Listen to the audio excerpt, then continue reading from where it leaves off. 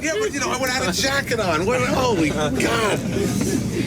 All right. It was not that cold 5 minutes ago. Sure it wasn't, Sam. Holy shit. Someone down just like that. And then she's like trying to fix my hair. I'm like, it's like 15-mile-an-hour wind blowing out here. What it's going to be is what it's going to be. Oh, I'm not allowed to get off. No, you're not allowed to get off, Sam. You're stuck on the bus now. You sound like one of those Florida guys that's running for president. No. Just want a little forewarning, Scott. That's all I'm looking for. It's like 5 degrees out. Hey, have fun. The wind's blowing. How is it to finally have your bus? Well, it's a real campaign once you got a bus, right? And all of a sudden, it's a real campaign. This is the real deal. I'd say it's nicer than Jeb's bus, but not as nice as Kasich's bus. He has bunks. Really? He has bunks? Really? Well, that's because he's old and needs to sleep. We won't tell him you said that.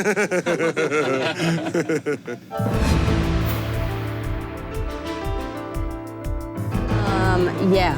I'm here. Sorry. CBS. CBS. Hey, Heather. Oh, yeah. Yep, it's happening outside. Apparently, I'm Jackie Alemany. I am CBS News' digital journalist based in Manchester, but I call myself the Manchester bureau chief because I'm the only person here. I just stalk presidential candidates whenever they come through the state. It's just like a lot of zone defense. I don't have a specific candidate, just whoever passes through. There's always another person to talk to. There's always something to be written, a note to send out. I love it. What we are trying to do is to revitalize American democracy, to create the very radical idea that maybe in America we should have a government that represents ordinary people rather than a handful of very wealthy people. Hey, Jackie Alemany calling from the New Hampshire Bureau. How are you? I got an email from April talking about filing. Basically, Iowa, New Hampshire, and South Carolina, the first 3 voting states in the primary, are what send the Democratic and Republican candidates on to the rest of the election. It's make or break it. It's top 3.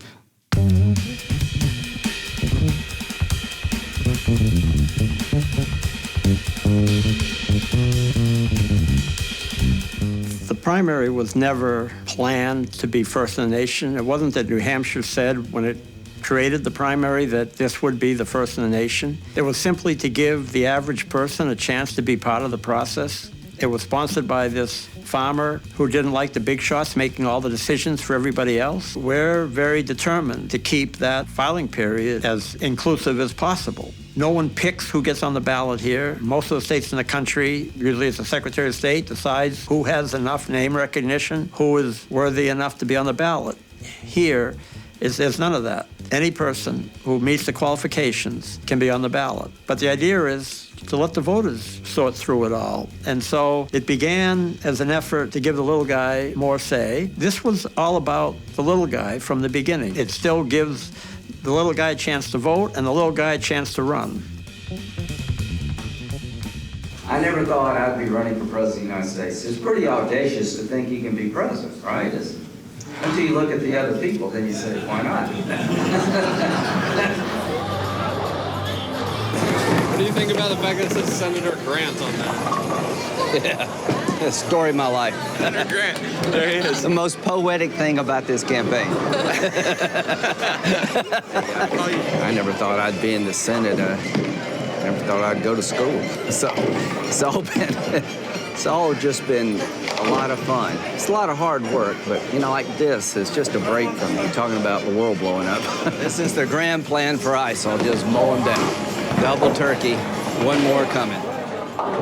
Shots at Granite.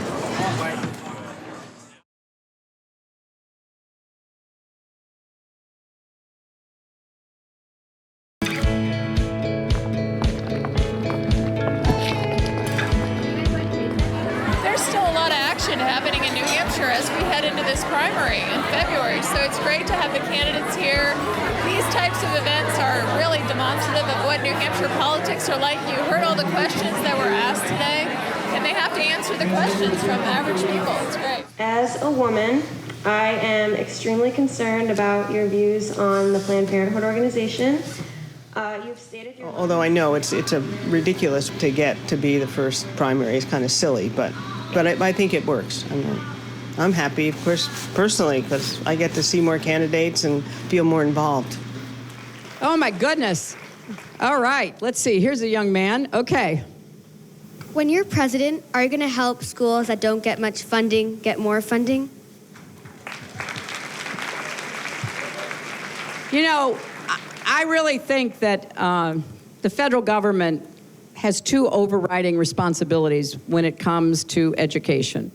I don't know that much about, like, politics, but I know, like, A, I want a woman president, and B, I've heard she's done some really nice things for the communities, and I really like the education factor also. Yeah, so. The education factor in terms of college? Education for college and equal pay for women, like, that, I need that.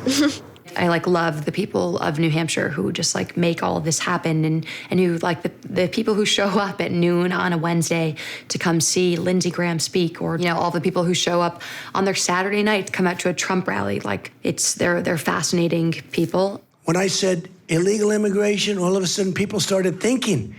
And 2 weeks later, 3 weeks later, it was really a nice conversation. When I talked about what I said the other day, all of a sudden, I'm watching the shows this morning, and I'm watching the shows tonight. Well, Trump has a point. The visa system is not working. I see Mr. Trump, and you can quote me on this all you want. I think he's the knight in shining armor. He needs we, the people, to back him up every inch of the way, and wherever we need to go and do to get this country back to where it used to be, I'm there. And I think 95% of this country is. I think the #1 best job in the world is probably running for president. And then I think my job and my beat specifically is the #2 best job in the world, which is living vicariously through these candidates. So there's things that have been harder to adapt to than others, like a lack of sleep and carrying around my 20-pound camera everywhere.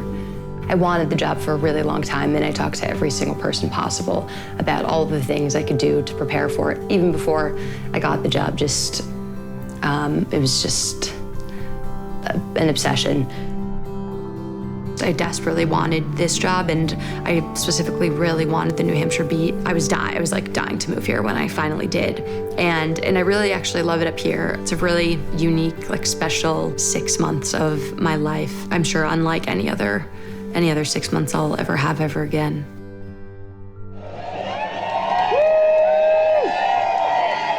The people here really care about this process. They know that it's a privilege, that they have the chance to be part of this here.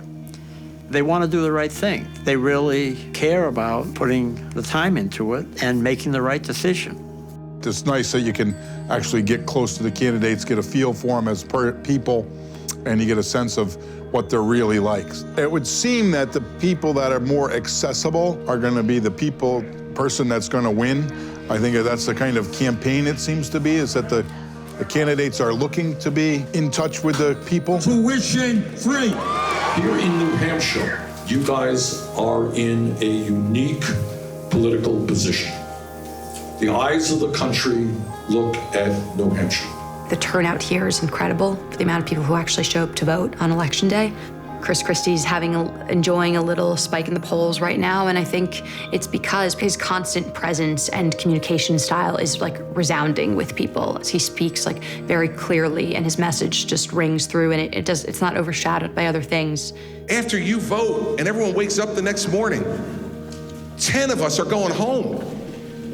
You are among the most powerful people in America because you are going to be the ones to decide who the other 48 states get to choose from. It's time to pick a president.